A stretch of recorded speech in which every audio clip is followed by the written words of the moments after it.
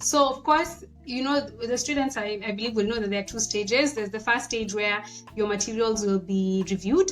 And then there's the second stage where if you've been shortlisted, you will go for different, we mentioned at the beginning, the pre-selection dinner. And then after the pre-selection dinner, there's an interview. So there are different things that, different kinds of things that might be helpful for you at that time.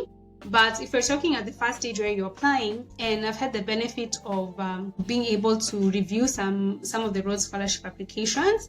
And so I will say the important thing that you need to do at the time is to have a strong personal statement and have strong recommendations. I'll say those are very key things. Of course, it goes without a given that you need to have a strong academic record. So it's a merit-based scholarship, which means that they really want you to be a very academically gifted student, because you are going to, the scholarship is tied to the University of Oxford, where there probably are expectations about what your performance needs to be in order to get admission there. So you need to have done well academically, and if you've not done maybe as well, that you're able to explain why. But at the very least, you need to be an academically gifted student. You need to be, at least your academics are good. So the first thing I would say, yes, your personal statement. Your personal statement is very important. It needs to be strong. It needs to speak to why you're a good fit for the Rhodes Scholarship, which has different criteria in terms of the kind of, they have like leadership expectations, that you service oriented, merit based, that kind of thing. So you talk about how your qualities align with what the Rhodes expectations are, and to really carefully follow that, because there's a guideline that you're provided online to carefully follow that. And then to also talk about why Oxford is the best place for what you study. So you need to be able to convince them that this program or this PhD, etc., all of these places are very important for the kind of academic work you want to do and how you're going to be able to learn from that, contribute to that, etc. So I think you really need to have a strong statement. Don't write that I come from X and X background, or I've not had opportunities, so please give me an opportunity, and then just finish it. Maybe write one paragraph. That's not going to cut it. You need to be convincing, be confident about your journey, and be able to directly tie it to what the prompt or the criteria of the Rhodes Scholarship is.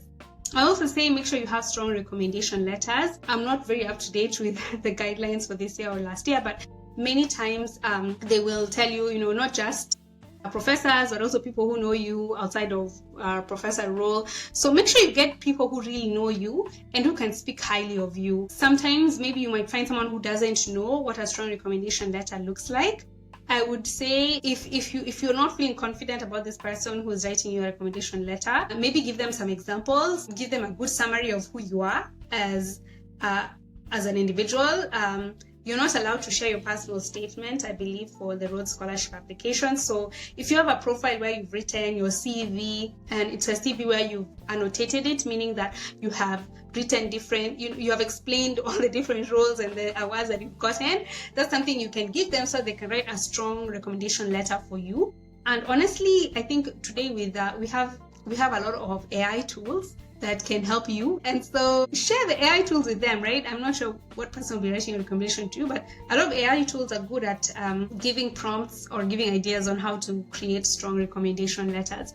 So I'll say make sure you have really good letters and write a really strong personal statement. Something else I have seen students do, which I think is really great, is find different Rhodes scholars and talk to them.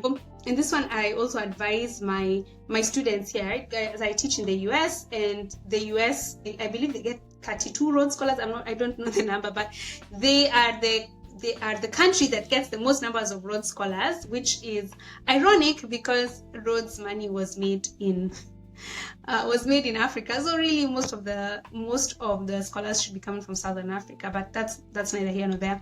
But for my students here in the US, I tell them to speak to people they divide the country into different regions. So I say, go and speak to someone from your region and understand what their experience was. So for Kenya, I would say if you are going to apply under Kenya, reach out to Gladys, reach out to me, reach out to different scholars who have applied. It's easier if you reach out to those who have applied like in the past, I would say 1 to 5 years, because they're very new in terms of remembering what the experience is and familiar with how the current setup is, talk to them, find out what their experience is, learn from them, learn from if there are people who are in the programs where you want to go to, find someone who's in that program, ask them how the program is, so you're going into your application process with a bit of knowledge and understanding. Now, that one might be best, perhaps if you can't do it before. I would say definitely if you get shortlisted,